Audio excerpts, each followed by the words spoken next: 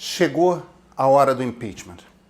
Nas contas habituais da ciência política, olha, as condições não estão presentes.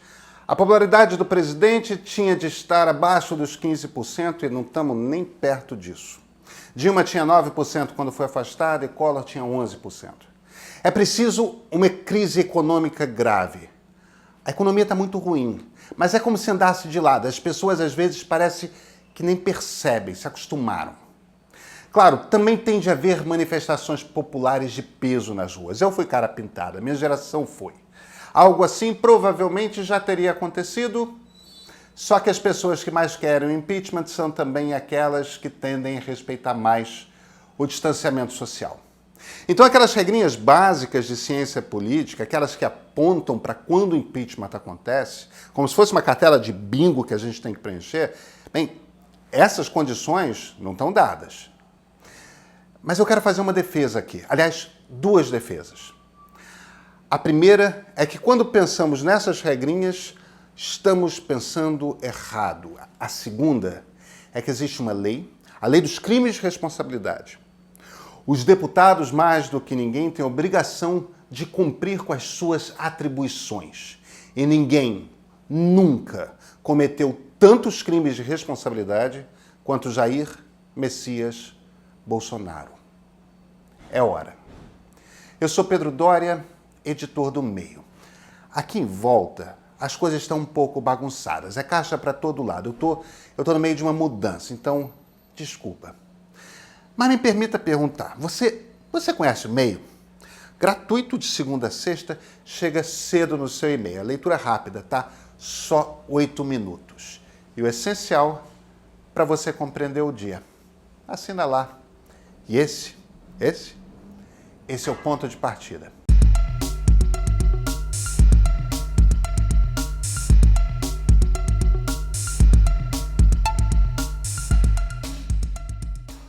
Esse discurso é um que eu já fiz várias vezes.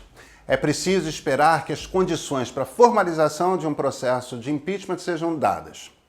Depois de tanto tempo pensando política, acompanhando política, às vezes a gente fica meio cínico, observa a coisa como se fosse um jogo. Eu estava errado. Evidentemente errado. E olha, os 2 processos de impeachment contra Donald Trump abertos pela Câmara dos Deputados dos Estados Unidos mostram isso de uma maneira muito clara.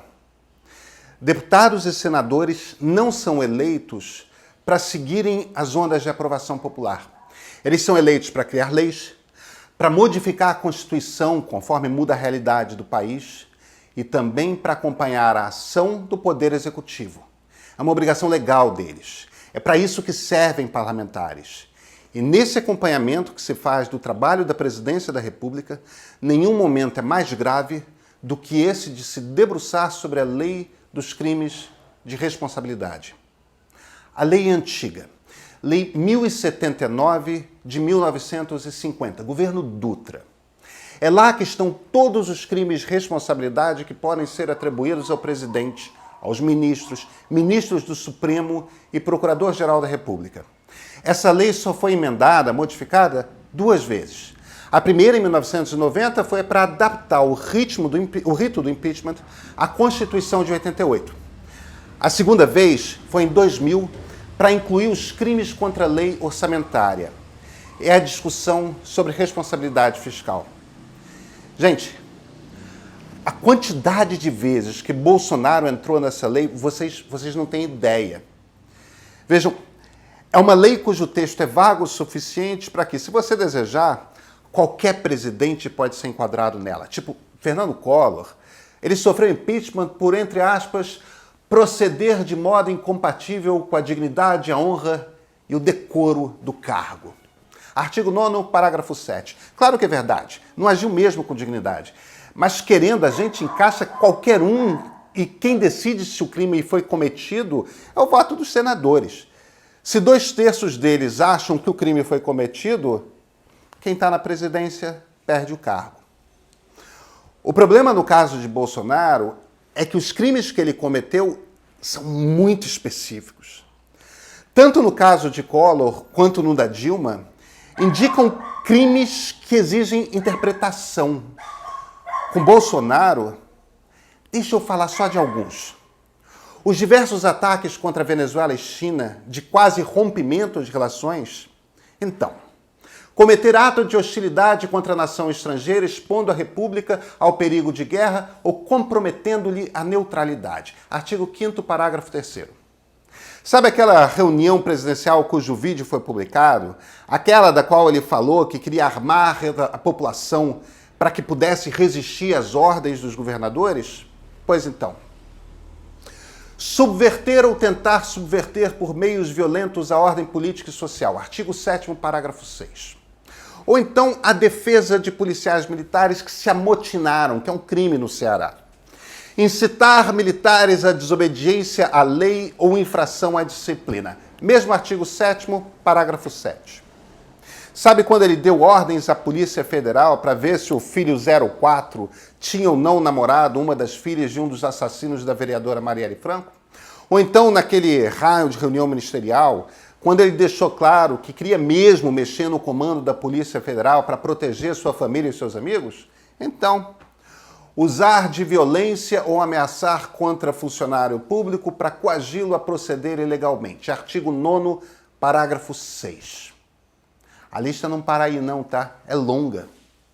Mas é importante a gente se concentrar no mais importante, no mais grave, no mais danoso dos crimes. Artigo 4, título 3. São crimes de responsabilidade os atos do presidente da República que atentarem contra a Constituição Federal e especialmente contra o exercício dos direitos sociais. O que são direitos sociais? O direito à saúde, por exemplo. Artigo 196 da Constituição. A saúde é direito de todos e dever do Estado, garantido mediante políticas sociais e econômicas que visem a redução do risco de doença e de outros agravos e ao acesso universal e igualitário às ações e serviços para sua promoção, proteção e recuperação. Sim, é obrigação do presidente da República garantir redução de risco à doença. O presidente não escolhe se ele ouvirá a ciência ou não. Danem-se suas crenças pessoais. Elas são irrelevantes. Nós temos no Brasil 8 milhões de doses de vacina contra a Covid-19. O Instituto Butantan e a Fundação Oswaldo Cruz estão esperando insumos para poder fabricar mais vacinas. Esperam e demoram porque esses insumos vêm da China. Mesmo para a vacina de Oxford, eles vêm da China. Estão presos na burocracia chinesa. A China não está com pressa. Será que algum outro país está com essa importação também travada? Pois é. Por que será? O pior não é isso. O pior é sabermos, graças à CNN Brasil, que a Pfizer ofereceu 70 milhões de vacinas e o governo não quis. As suas exigências abusivas. A nota do Ministério de Saúde explicando por que recusou é a confissão de um crime. 70 milhões de doses. O Ministério diz que não ia ser o suficiente. Pois é, nós temos 8 milhões. E o Planalto fez um circo e mandou 2 ministros receberem 2 milhões de vacinas indianas. Mas não quisemos 70 milhões. Porque o laboratório não oferecia o diluente. Sabe o que é o diluente? Soro fisiológico. Porque a vacina tem de ficar a menos 70 graus Celsius. A gente é a 10ª maior economia do mundo. Países pobres conseguem comprar geladeiras, a gente não ia conseguir?